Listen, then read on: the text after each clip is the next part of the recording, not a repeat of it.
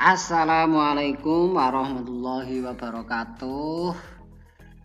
Bersama Mr. Arifna, kali ini kita akan belajar muatan IPS, yaitu pada pembelajaran yang keempat, masih di tema 1, subtema yang kedua, yaitu tentang kenampakan alam serta keragaman flora dan fauna di Indonesia. Kenampakan alam serta keragaman flora dan fauna di Indonesia itu tersebar di berbagai pulau. Ya, jadi setiap pulau itu memiliki kenampakan alam serta flora dan fauna yang khas, ya, menurut daerahnya masing-masing. Kita lihat untuk Sumatera ya Kak. Untuk gunungnya ada Lauser ya, dan Gunung Kerinci. Untuk sungainya ada Sungai Musi sama Sungai Asahan. Nah, ini dihafalkan ya Kak ya. Ini sering keluar kalau tes ya. Terus memiliki cukup banyak hutan hujan dan hutan gambut ya. Hutan hujan dan hutan gambut. Nah, ini banyak tersebar di berbagai wilayah ya. Terus untuk flora dan faunanya, untuk floranya sendiri itu ada bungong ya, bungong jumpa ya, kenanga dan sirih ya. Terus untuk faunanya itu ada gajah, orangutan, harimau ya. Untuk daerah Jawa ya, untuk daerah Jawa ini. Jadi Pulau Jawa itu terkenal ada Gunung Semeru dan Gunung Merapi ya. Apakah hanya itu? Tidak, ada Gunung Slamet, Gunung Bromo, ada Gunung Salak, ada Gunung Lawu, Gunung Kelut, dan masih banyak lagi gunung-gunung yang lain ya Kak ya. Terus untuk Pulau Jawanya sendiri itu juga memiliki sungai. Itu juga ada Sungai Bengawan Solo, ada Sungai Citarum ya. Terus untuk hutannya di Jawa itu curah hujannya ya cukup tinggi ya. Jadi banyak hutan hujan ya. Di Jawa juga terdapat rumput kering, itu yang ada di Situbondo, Jawa Timur ya Kak ya. Itu ada rumput kering ya. Jadi tidak hijau seger gitu ya, tapi kering. Terus untuk floranya itu ada salak condet ya, ada kepel, ada cempaka putih, gondorio, dan sedap malam ya, banyak sekali. Terus faunanya yang di Jawa itu ada banteng, macan tutul Jawa, terus ada ayam bekisar ya. Untuk daerah Kalimantan itu sungainya, Kalimantan itu juga banyak sungai ya Pak. Nah, ada Sungai Kapuas, ada Kayahan dan Barito. Terus untuk wilayahnya sebagian besar itu ditutupi oleh hutan hujan ya. Terus untuk floranya di Kalimantan itu ada anggrek hitam ya, anggrek hitam tahu ya Kak ya, anggrek yang berwarna hitam itu ya. Terus untuk faunanya itu yang hidup di Kalimantan ada orangutan, pesut, owa, bekantan ya. Jadi macam-macam ya perbedaan dari masing-masing daerah atau masing-masing pulau. Sekarang kita ke Pulau Sulawesi. Gunung dan pegunungannya yang ada di Sulawesi itu misalnya ada Gunung Lompo ya, ada Bakang ya, Lompo, Bakang ya, Malino, dan Lokon. Ya. Ada sungai yang terdapat di Sulawesi itu juga ada macam-macam. Ada sungai Cenrana, ada sungai Malili dan sungai Poso. Ya. Pulau Sulawesi sendiri itu juga memiliki macam jenis tumbuhan, ya, macam-macam jenis tumbuhan. Ya. Antara lain ya tumbuhan hutan hujan, padang rumput, dan hutan bakau. Untuk florana Eboni dan Damar, ya, Eboni dan Damar, ya, kayu eboni dan kayu damar, ya Kak, ya. Untuk faunanya yaitu yang hidup di Sulawesi itu misalnya ada maleo, kuskus, dan anoa. Sekarang ke Kepulauan Nusa Tenggara dan Bali.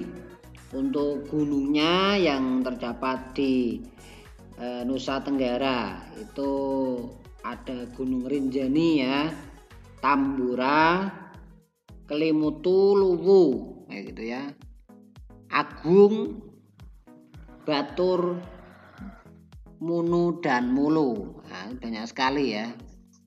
Terus untuk selat, ya, itu juga ada selat. Selat kemarin itu apa? Ya, laut yang diantara dua pulau, ya Kak, ya. Itu ada Selat Alas, ada Selat Sumba, Umbai, dan Selat Bali. Terus untuk daerahnya sendiri itu memiliki iklim yang kering dan didominasi oleh padang rumput yang kering. Jadi iklimnya iklim kering.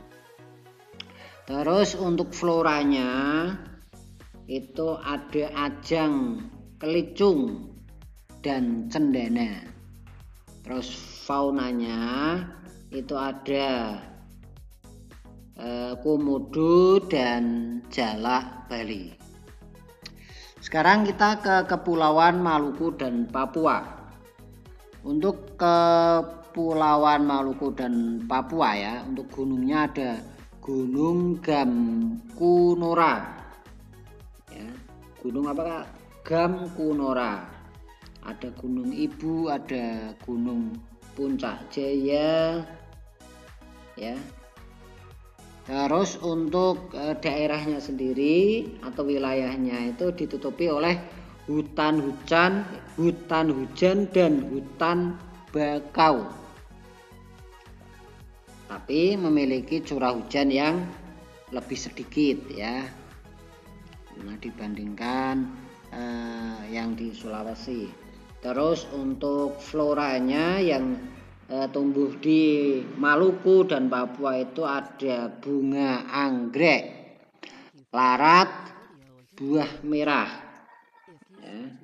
Terus untuk faunanya itu ada burung cendrawasih dan nuri raja Ambon.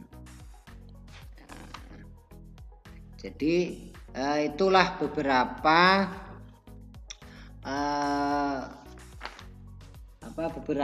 kenampakan alam serta keragaman flora dan faunanya yang ada di Indonesia yang diwakili oleh beberapa pulau, ya, beberapa pulau, karena ada kesamaan, tidak kita sebutkan semuanya, ya Kak, ya.